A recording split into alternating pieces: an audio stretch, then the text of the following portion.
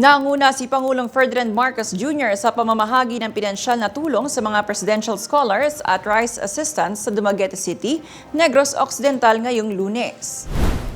15 scholars na kumakatawan sa 250 beneficiaries mula Dumaguete City, Valencia at Bacong ang tumanggap ng tig 20,000 pesos na ayuda.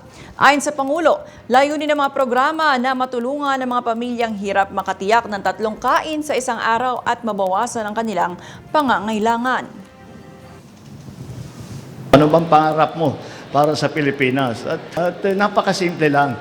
Sana naman mangyari na dumating na ang araw na wala ng gutom na Pilipino. Kaya sinama na po natin ang itong ganitong klaseng programa na may tigsa 10 kilong sakong bigas para sa lahat ng mga qualified beneficiaries. Ang qualified beneficiary, yun, sino po ang nangangailangan ng tulong na hindi nakakatiyak sa kanilang pagkain, hindi nakakatiyak na kakain ng 3 beses sa isang araw.